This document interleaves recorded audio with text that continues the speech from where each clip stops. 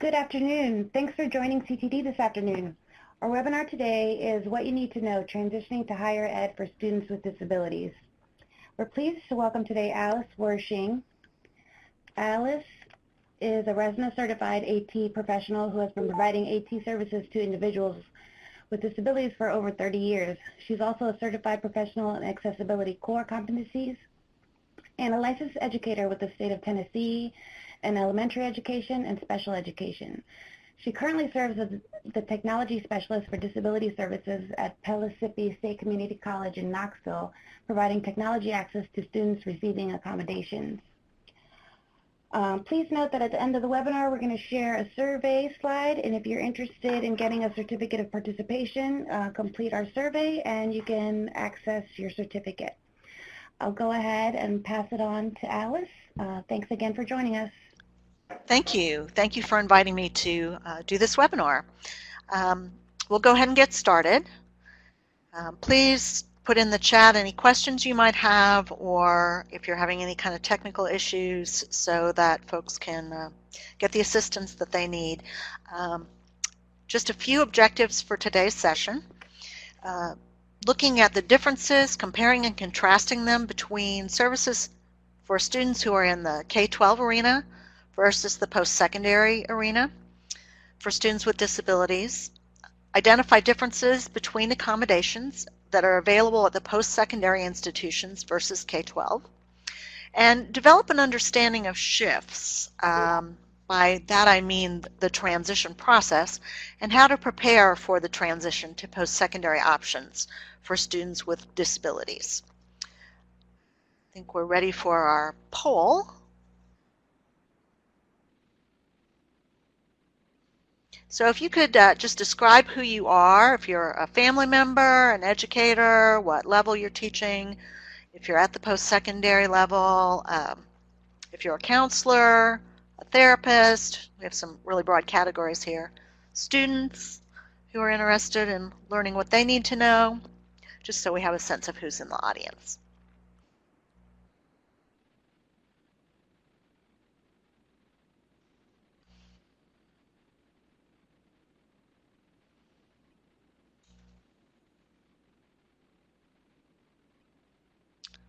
So it looks like there's a majority of people that are providing assistive technology services, family members,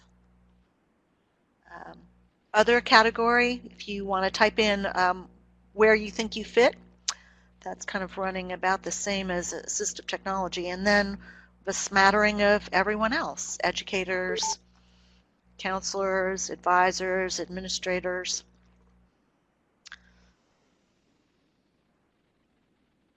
Doesn't look like we have any students today, but that's fine. I can see from the chat we have different advisors and advocates. Great.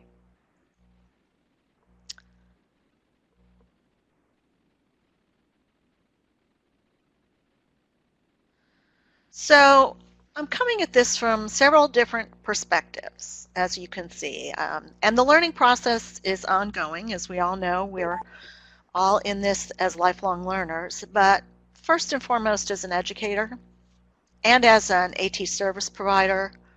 As a parent, I'm also the parent of a senior, so I've been going through this same process that many of you, if you're parents or if you're counselors in K-12, if you're at the high school level, thank you so much, because it's making my life a lot easier as a parent.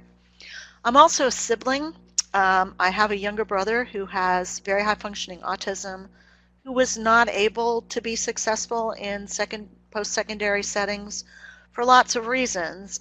Things have changed. It's been a long time since he was in that environment. And then as the staff person in disability services. So when I look at things as an educator, I'm often looking at things from what's going on in the K-12 experience. When we started having good differentiated instruction and good intervention, and it hasn't been all that long ago, I wondered, and it's coming to fruition for me, what the impact of this was going to be on our students as they got ready to transition from K-12, even pre-K to K-12, into post-secondary education.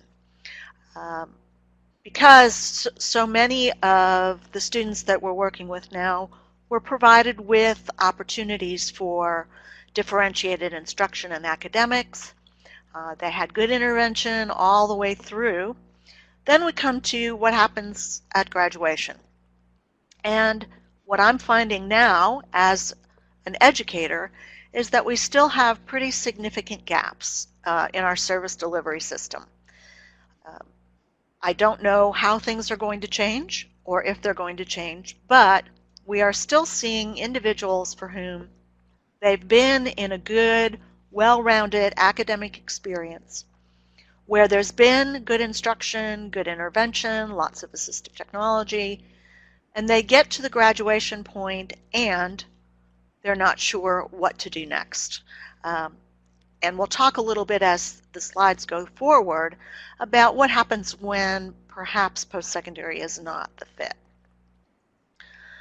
From the AT experience, I came from two different centers, one in Berkeley, California, and one here in Knoxville, that was a regional resource and demonstration center for assistive technology.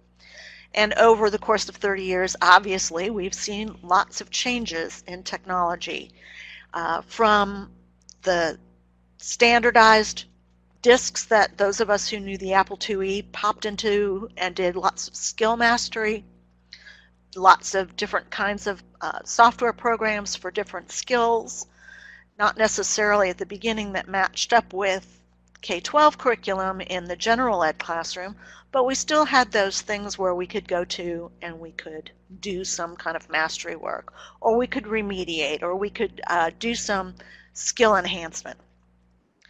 As the field has moved forward, we have a lot of tools now for differentiation.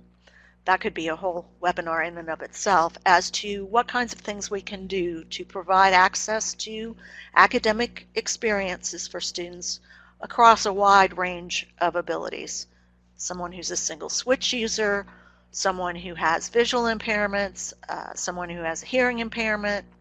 We also have a lot of tools now for independence, and many of the webinars that CTD has done in the past have focused on those different kinds of apps, different ways that we can make our students more independent, work on their executive functioning. The other thing that has come along is this whole notion of accessibility, not just physical accessibility and how we make things in our environment accessible, but accessibility related to the academic curriculum that a student's involved in. And if you're not familiar with the terms substantial equivalent ease of use, which goes along with accessibility, we want to be sure that students, especially in the higher ed environment, are able to do the same things that all students are being asked to do with the same ease of use.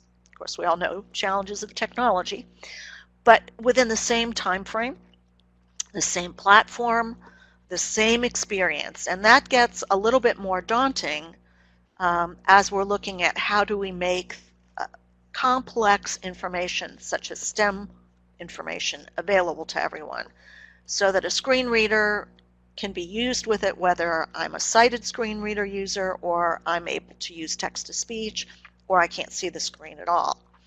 So the experience for me as an AT provider has really changed over the last 30 years, and especially now at the post-secondary level, where not focusing on the tools for differentiation or mastery or remediation, I'm looking at how are they going to be able to do what the curriculum is asking them to do, what the instructor's asking them to do, and how are they going to do it independently.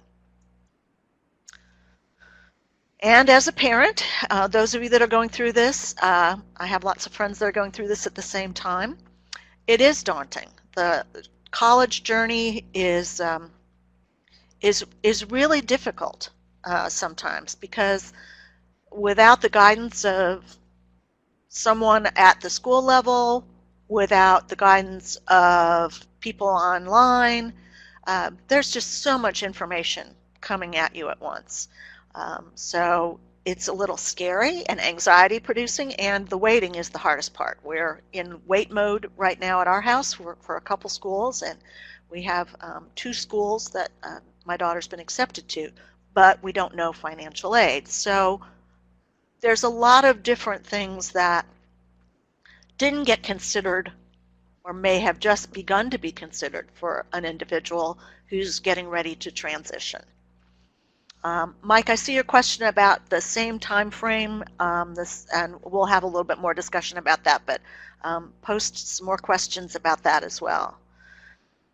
In the higher ed experience, I've been here at Pellissippi 4 years now, and I've been learning and continue to learn lots and lots of new things. As an educator, I look at what do the students that are coming into our curriculum need and where are their gaps. As an AT service provider, I touched on that a little bit, where in the past I was looking at a broad range of options.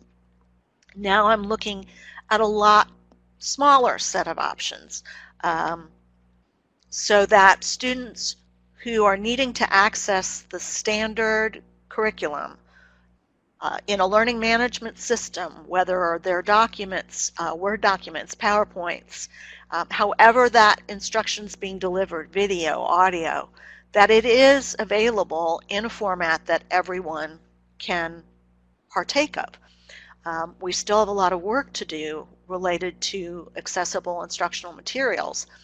And many of the tools that I have used in the past as an AT service provider are not accessible to someone who has a significant visual impairment or who is blind.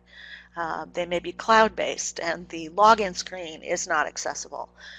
You may be able to log in, but the navigation bar is not, does not have keyboard shortcuts. There's a lot of different things.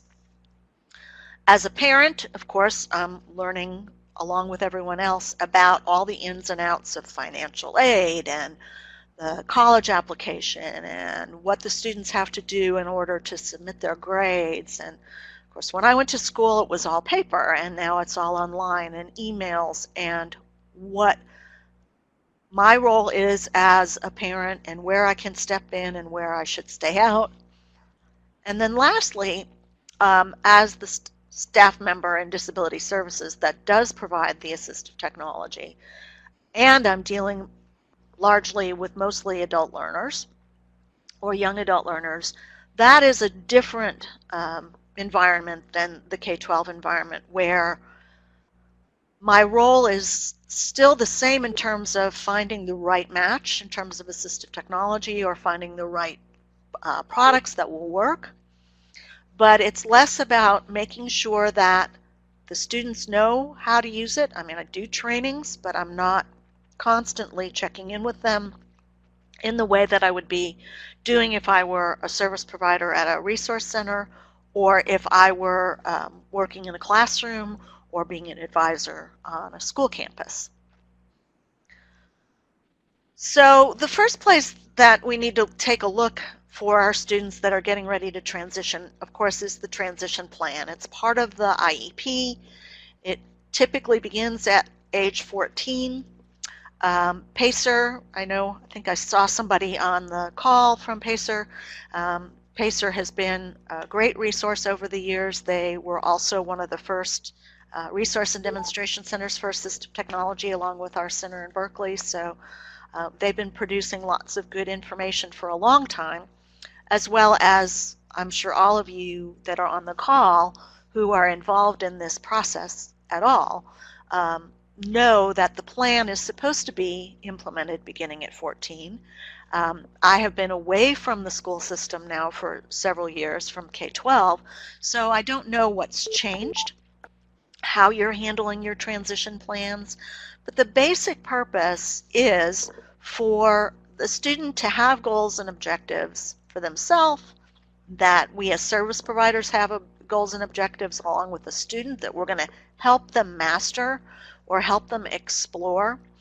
I know in my state, in Tennessee, the Department of Vocational Rehabilitation tends to wait until the junior or the senior year of high school, or if they're not leaving the school system at that level, but they're staying on until age 21 or 22, that they may not want to become involved until almost what we could consider the last minute, which makes the transition plan difficult. But I think this is one of the documents that we can use to start the process, start the conversation, and depending on how you as service providers, you as people who are advocating for students, you as family members, for all of us, we all need to be looking at this document as well as the goals and objectives and trying to start the students at this stage of the game. When you go to our Disability Services website, you'll also see information about a grant that we have, a contract with the Department of Labor and ODEP, that starts looking at students at age 14. Of course, they are not necessarily considered for anything at our college until they're actively enrolled, which they, in our state, can't do until they're a junior. And that's when they become involved in dual enrollment oftentimes, if they meet the qualifications.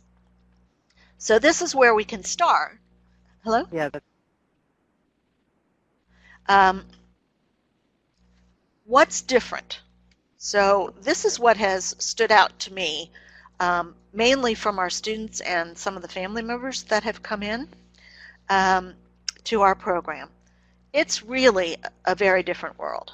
And we know that, those of you that have students, college-age students or adults that have gone through the process, it's different. That first semester, regardless of whether they're staying at home and going to a local college or local community college or applied technology school, the focus shifts.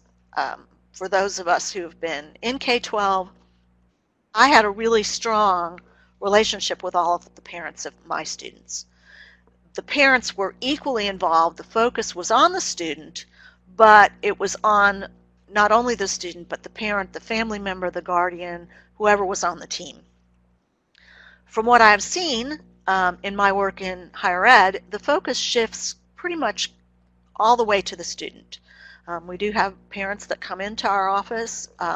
We'll talk a little bit about the release forms that students sign.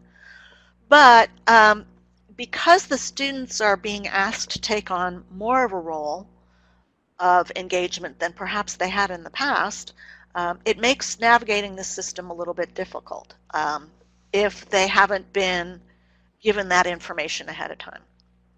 The major difference is that there's no differentiation. There's no modification of the curriculum.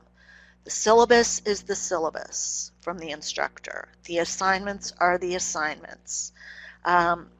Unless it's up to the individual instructor as far as exams go, there aren't do-overs. There aren't criterion-based assessments where, except for certain checklists in some of our technical programs, but there are no ways that you can go back and say, oh, I want to take that test over again. And mainly, the laws that determine our options are different. And that's, I think, a little bit trickier for many of the students and the families. The assistive technology options may be different as well. Students may have had experience with particular products that, for whatever reason, they do not have available at the college institution. And lastly, the students must advocate for themselves. I get them started with their accommodations at the beginning of the semester. I check in with them a couple of times. I make myself available to them throughout the semester, but it's up to them to use the accommodations they have, to let their coordinator who wrote their plan know that there's a problem, and to find those resources, the tutoring, the TRIO, if there are TRIO programs for first-time students in the family or veterans or students with disabilities.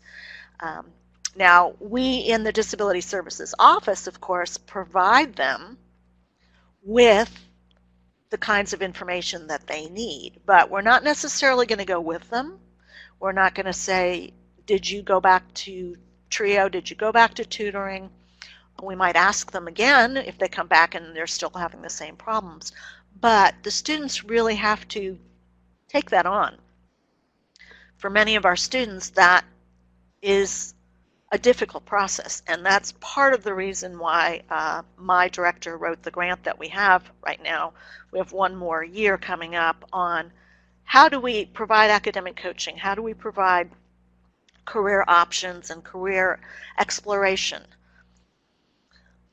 So what are we looking at now that I think is different than we've looked at before? We've always looked at a focus on employment. At least I did when I was a classroom teacher. My students had severe disabilities, both cognitively, physically, sensory impairments, before there was a lot of technology. So there are lots of people. PEAT is one place that we'll have some resources at the end, and ODEP. Really starting to look more and more at employment options, and looking at how we can increase the amount of people who have a disability being employed and being in the workforce, because we do know that underemployment and non-employment is huge. The second thing that I think is getting a lot more attention than it did before are those soft skills. Microsoft has done a lot of research. Places are looking at, yeah, it's great that the students know how to use the technology, but if they don't know how to have a conversation, if they can't write, if they aren't on time, they don't know how to make decisions, all of those kinds of skills that really are not necessarily the domain of college education, although, our students, we know that if they're under 25, their brains are not fully developed yet, but we are working through that within the college environment. Retention is huge as far as higher ed is concerned across the board. And the other change that I've seen of late are these newer higher education options that are coming available to individuals, students with disabilities. There are four-year experiences. The one that I'm most familiar with is at UT Chattanooga, where for students with autism spectrum disabilities, where they start that freshman year being paired up, being with someone in the Disability Services Office, where they're actively being mentored as far as how to live in the dorm, how to get to and from class, those kinds of supports, on into their junior year when they're connected with a mentor faculty member that helps them almost focus in on the level of interest and intensity that they're going to do to finish up their degree. The other options, of course, are certificate programs. UT Knoxville, University of Tennessee Knoxville has one, Vanderbilt has one. Many of these are coming up across the country where students are able to attend college classes. They're able to look at college courses. They need to have certain requirements met. I know at UT they need to be able to navigate the college campus, and unless things have changed there, I have not talked to David Chiak in a while. What happens is they're looking for those faculty members that allow a student to audit.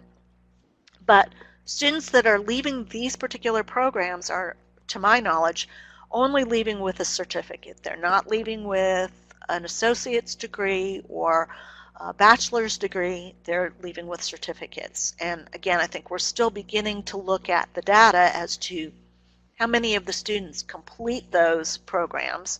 Some are listed in the chat.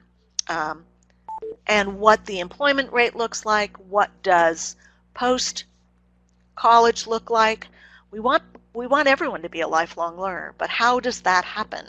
And in the day and age that we're in now, where high school diploma limits your choices of employment in a lot of areas, and we want people to have at least 2 years of college or an associate's degree to increase their opportunities to be employed.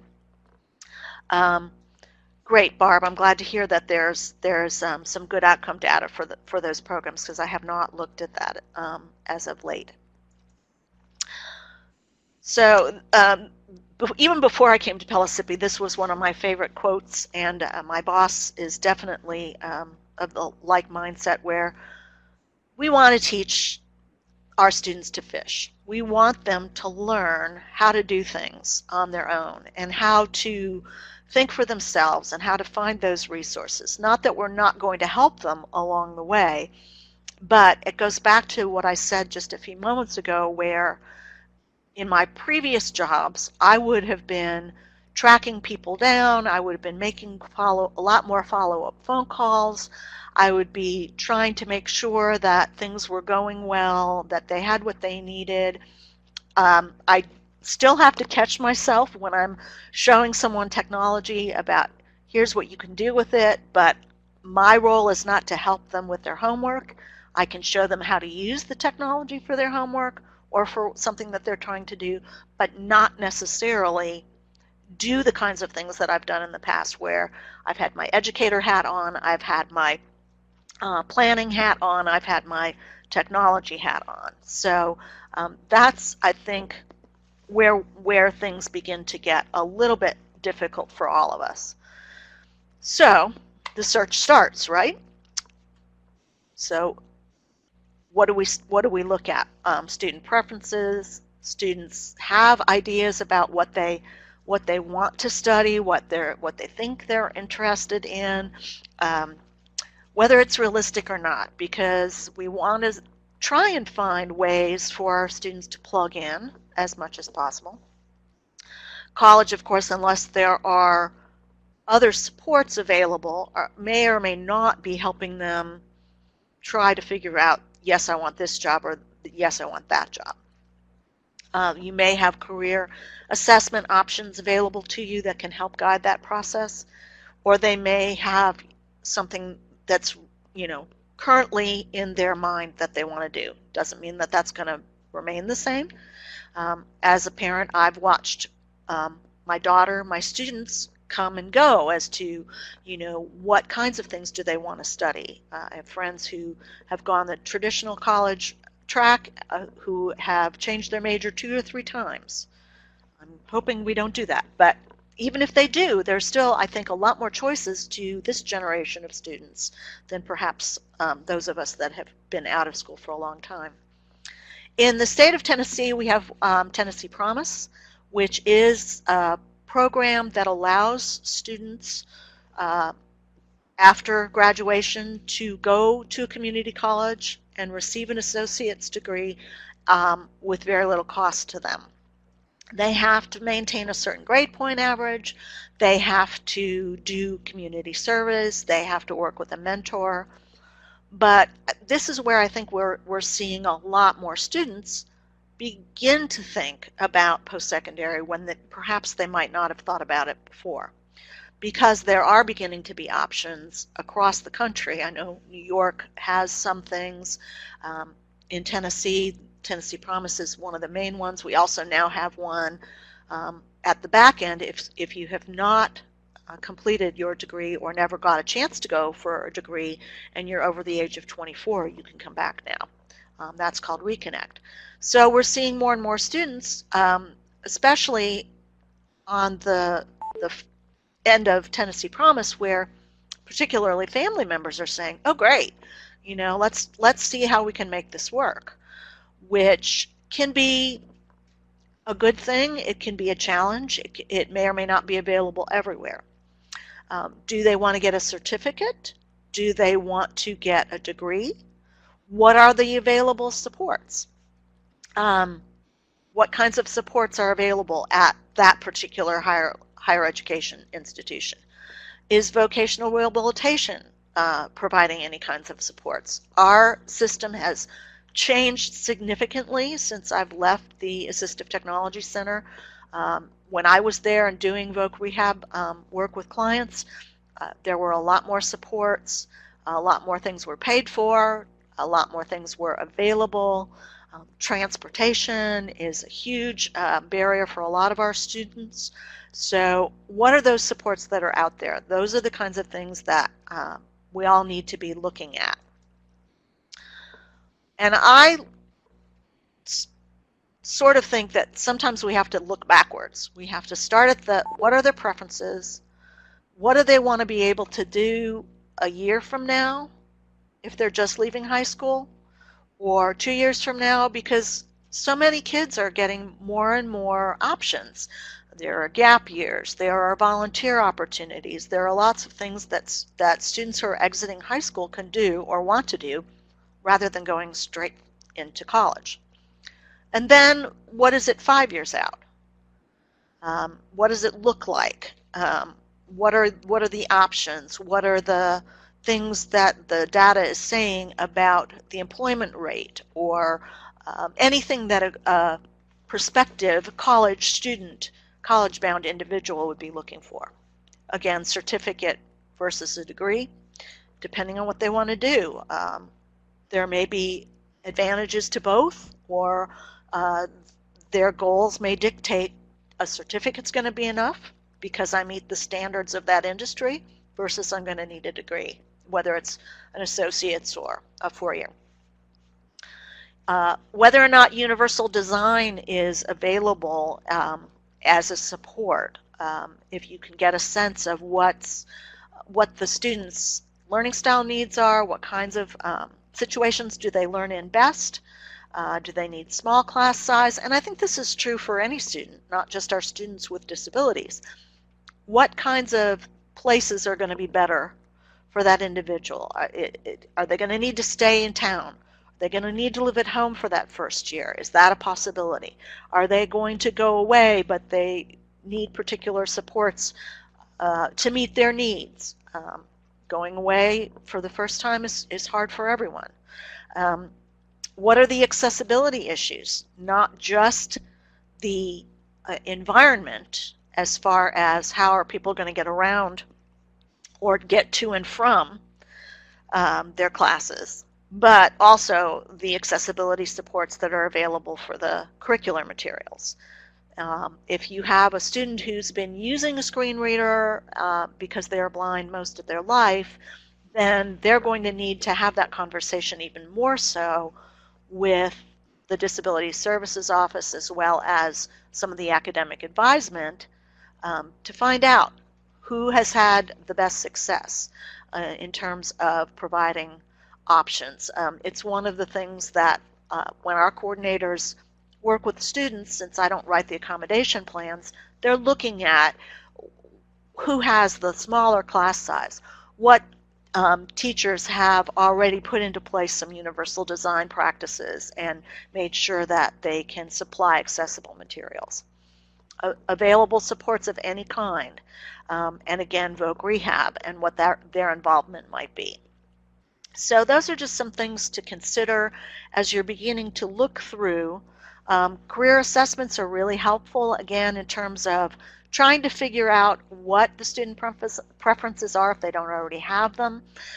Some of the Tennessee Promise programs include that. We include it in our grant. But we also need to look at when college may or may not be the best fit, and what are those other options. And that's, again, another set of challenges when I'm not really sure, or maybe I want to audit a class, but I'm not going to enroll yet, those kinds of things. And again, lifelong learning. We want all of our students to have, for all of us, to have the supports and the scaffolds we need in order to learn, because we all learn things differently. We all learn new things differently. We all have skills, and we all have challenges. I like to look at my own learning styles and my own learning experience and the challenges that I've had, along with those of my students, to give them an idea that they're not the only ones out there that are challenged. We all have areas of what we really like to learn, what we're really good at learning, and we all have things that we have to learn that maybe don't come as easily to us. We all know that change and transition for a lot of our students is already challenging. And not just those students, again, I'm thinking in terms of all students. That idea of going away and leaving your home base is a topic of great conversation at our house because of never having done it.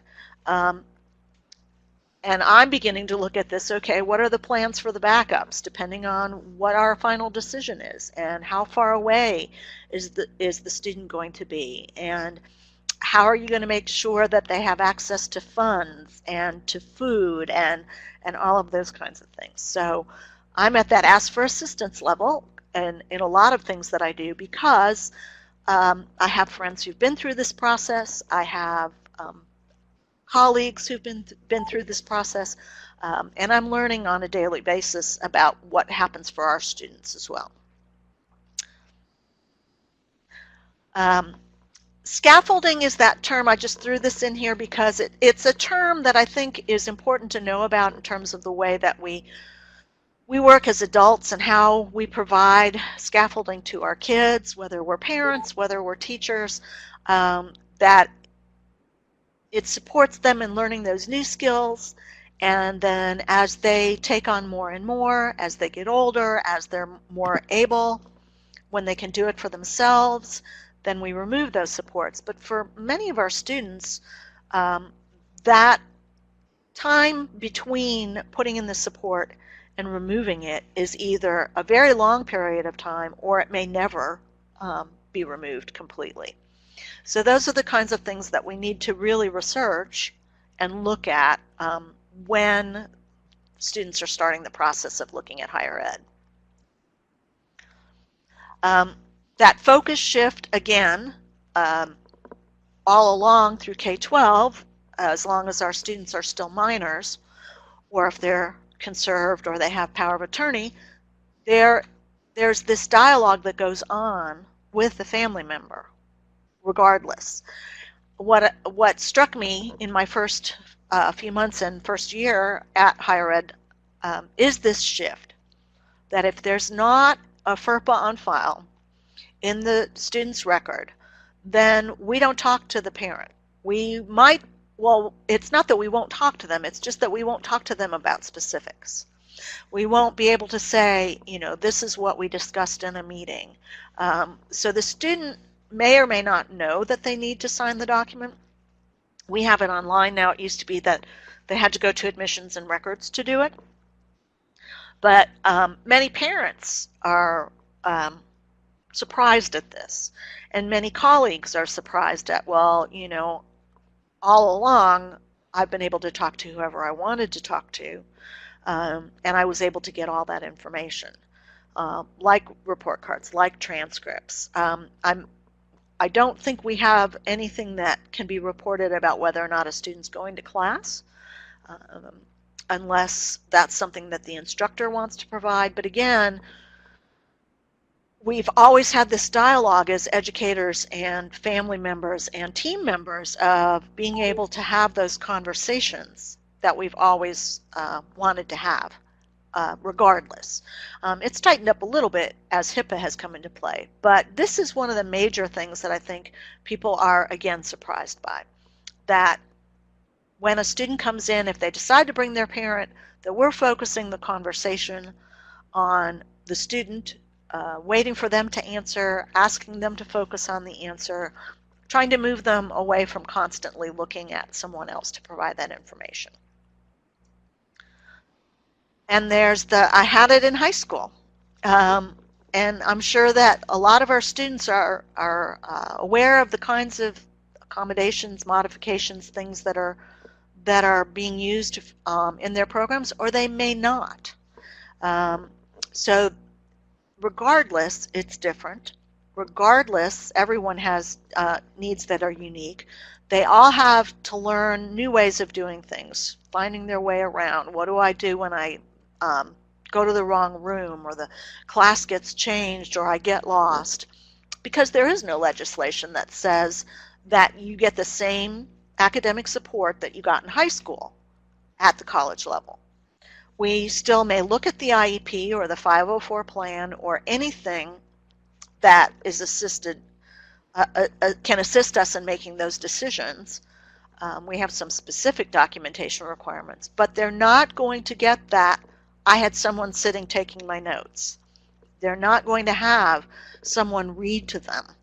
They're not necessarily going to have the flexibility of being able to get up and walk around the room. So those are the kinds of things that students, as well as all of us who are working with this age group, need to understand. So when we're looking at remediation versus access, we have to look at what did the student do in the K-12 environment. I'm always asking, did you do a lot of writing? And a lot of times I get the answer no. Did you give speeches? No. What kinds of things did you have available to you? And then we have to look at what's available on campus and what's available in the local community, because we're not necessarily going to go back unless students qualify what we call co-requisite classes for reading, writing, and math. If they score below a particular level on their ACT, then they must take a co-requisite with reading, a co-requisite with English, or a co-requisite with math. And there are requirements for passing those classes before they can take anything else. Don't see a whole lot of questions. And in K-12, we have a lot of things that we do. We might read aloud to students. We might scribe the written work. We may have them come up to us or meet with somebody at the end of the day and say, here's what your homework is for tomorrow. There's a lot of communication between school, staff, and home. There might be assistants getting around campus, or changing the assignment, or changing the language on the assignment so that it isn't the same level. Yeah, great question about scaffolding. So when it comes down to what kinds of things are we doing in the teaching process. Are we giving a lot of support? For example, are we reading the text aloud to students? And then are we going this second extra mile when there may be new terms? Of course, in any course, you would probably be doing that for the background knowledge of that course. But are we doing that continuously, or are we doing it just once? Are we constantly managing other aspects of the person's life for them, and then showing them how to do it, and then stepping back and waiting for them to see where they need more help? Are we changing that assignment so that they have the supports they need in order to make that assignment?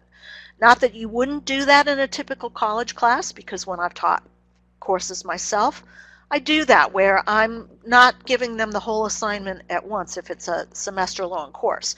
I'm divvying it out, but I'm also expecting them to go off and be able to do something independently or show me where they're needing more help. And in some instances, it's assistance in a class that they've had before, where someone sat in the class with them and done that scaffolding, or been kind of waiting in the wings in the event that it looks like there's a need. I hope that answers your question, Ebony, because it is a way of helping people get started on a new skill. At our institution, it is not common for professors to post class notes online, but it is something that some individual professors are doing. Some of them are starting to make sure that there's somebody in class that's taking notes, and that they round robin change that out, and then they have a place to put those notes. That's not necessarily going across campus at this point. It's still kind of an individual way that professors are, at least at our institution, are handling it. I don't know across the board, but it would be great if they did. It would be great from a universal design perspective if students could exchange that kind of information. So I see some questions about alternate format textbooks and those kinds of materials that are done by the professors themselves. And hopefully we can address that as we go through some of this. So at our institution, they're using technology for reading their text materials. They're doing their own writing. They have to manage their homework. They have to communicate what's going on. They have to learn how to get to class. They're responsible for coming to us when they're having a problem with an instructor. The test is the test. The assignment is the assignment. And when assistance is needed in class, it's provided by the student. And when assistance is needed in class, it has to be separated out. So for those last two things, what I mean by that, the student, if they have a physical disability, and they need a personal care attendant, that's not our responsibility. So if they have a personal nurse or they have a personal assistant that goes with them to help get their materials out, take care of their personal needs, that's something that the student or the family arranges. And that assistance really needs to be separated out as far as academics, because we don't really necessarily want the person taking notes and then also being pulled aside for personal care issues. So, and does it have to be allowed? Are you asking, Barb, about personal care attendants, or are you asking about notes?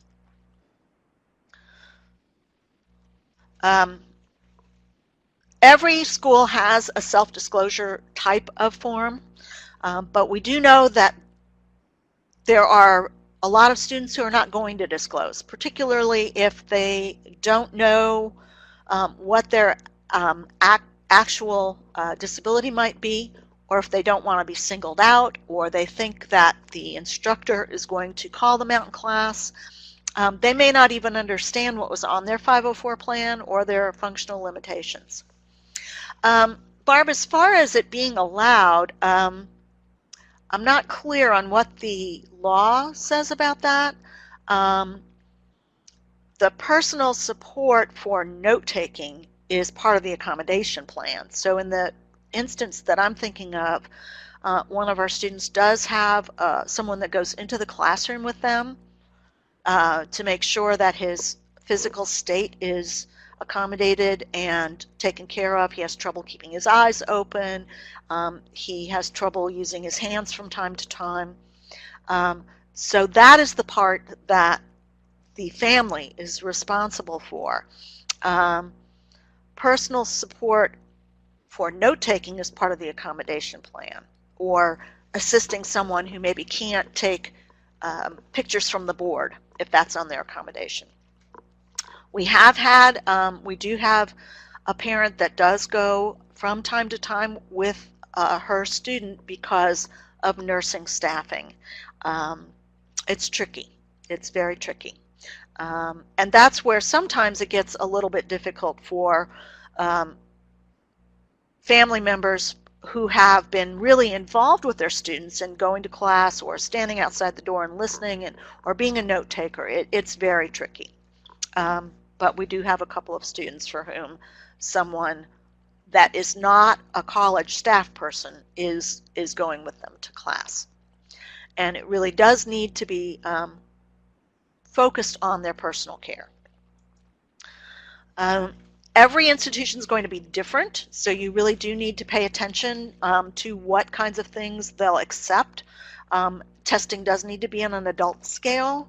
Families can check their insurance. They can find local resources. The accommodation plan, of course, is going to be different than the IEP. There are not necessarily goals and objectives.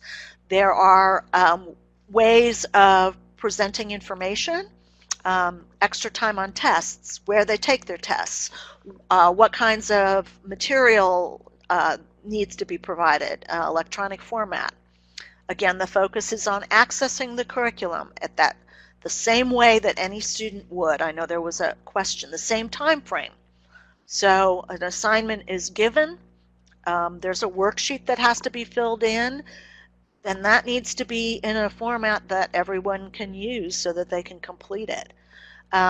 The accommodation plan is the student choice. We have student choice where they come in, they get their plan, and they never give it to their instructor until then they come back to us and say, oh, well, the instructor didn't give me my extra time on my test. Well, did you give them the plan? So that goes along in tandem with that self-advocacy. You need to take responsibility.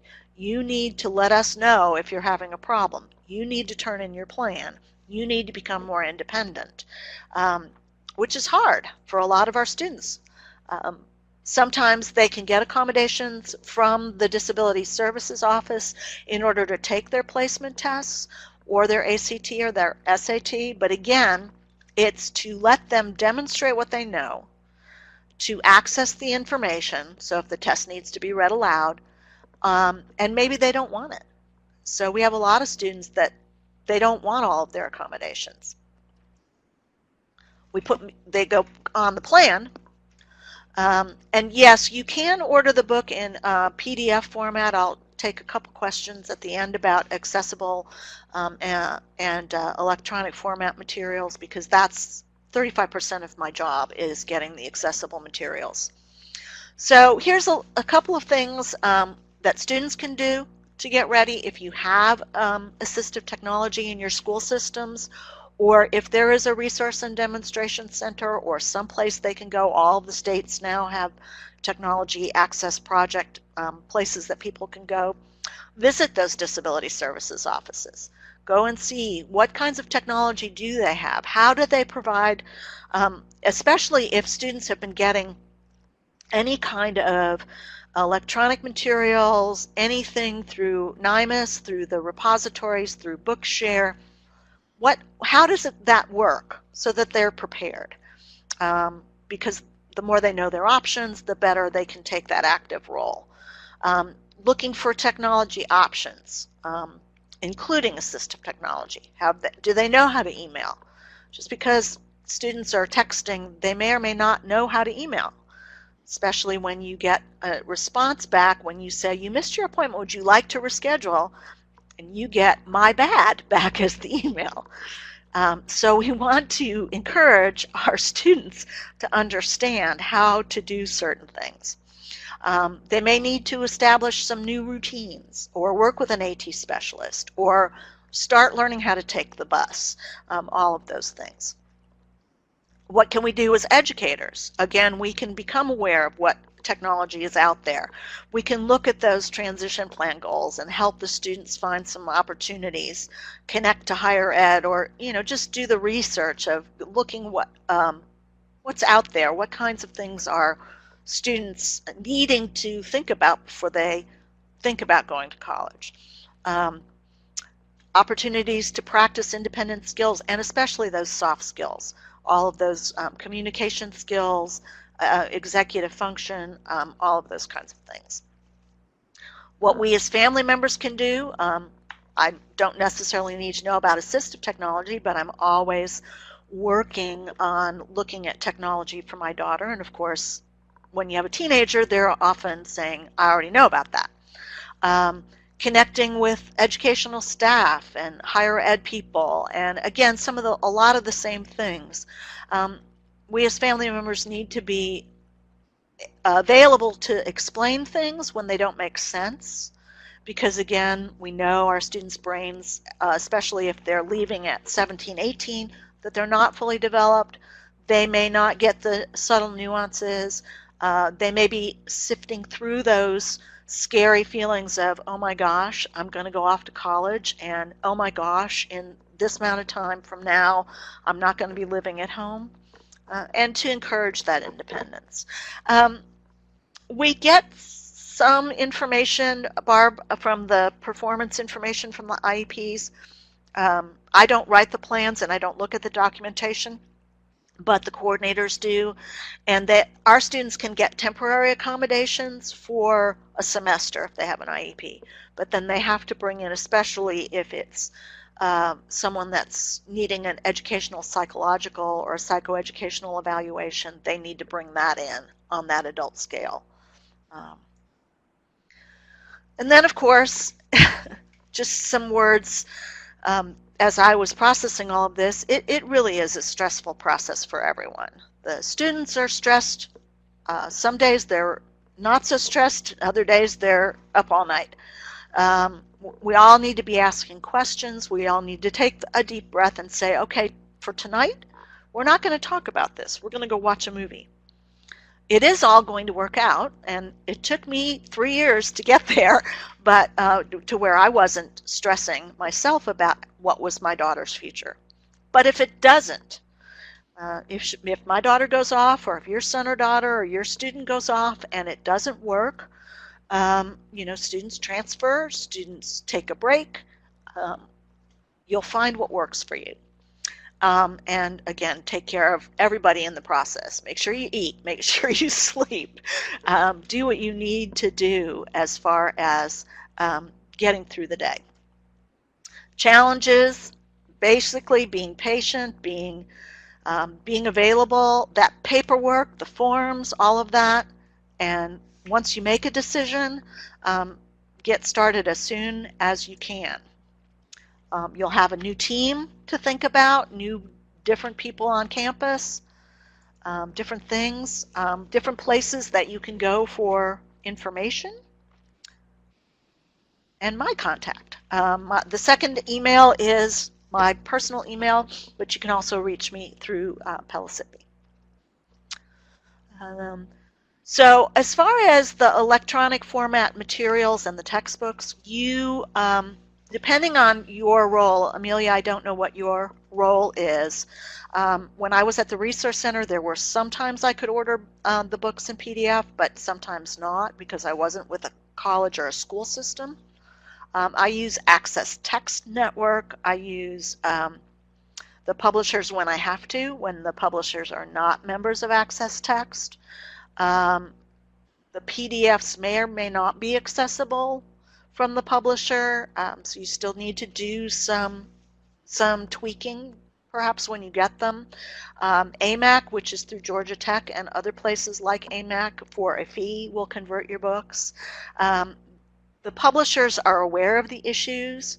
Benetech is using the kind of the good housekeeping seal of approval model with some of the publishers now to be able to say, yes, in fact, this book is accessible for screen readers, for all kinds of different assistive technology. I'm not using the QIAT indicators for assistive technology necessarily. I certainly am aware of their work and I've been looking at it. We are moving to a new database called AIM, and that does have an AT profile in it, which I haven't done with the students in the past, but I'm beginning to do it now as we're rolling out AIM in the next couple of weeks, where how do you read best? Things that I've always asked them, but didn't have a place to document. What platform? What do you use for mobile? What have you used in the past? How do you learn? Do you like it if you learn it and then you go away and let me know what you need, or do you want me to set up individual appointments? Those kinds of things. So I've looked at a lot of those indicators. What is different for me is that because we have had some Office of Civil Rights issues in the past before I was hired, I'm looking more for the assistive technology that everyone can use. So that's making it a little challenging. If it's not keyboard accessible, if it's mouse driven and doesn't have a lot of keyboard shortcuts, if there are buttons but they're not labeled. So I have a coworker who is a contract specialist who's blind since birth and is JAWS certified, and he helps me with all of that. We are very particular in looking at products, so we want to be sure that everyone can use everything, which is a bit more challenging than looking at the broader spectrum, which I would have done if I were using the quality indicators. Oh, wow. Thank you, Sarah. I appreciate the feedback, and if there are any kinds of questions that you have, I hope that this has given you some things to think about. Am I understanding students can sign up for a form in college? Yes. So they can designate who we can talk to. So We have a database. When a parent calls, I look to be sure before I give specific information as to whether or not that's been signed.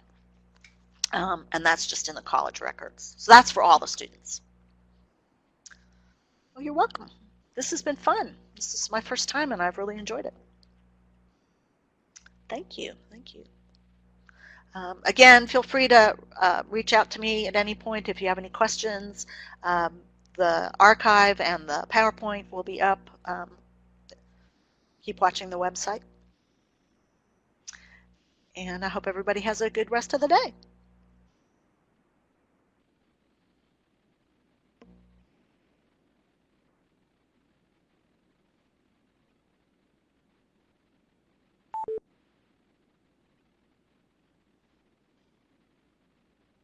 Be sure you do your survey if you want to get your certificate.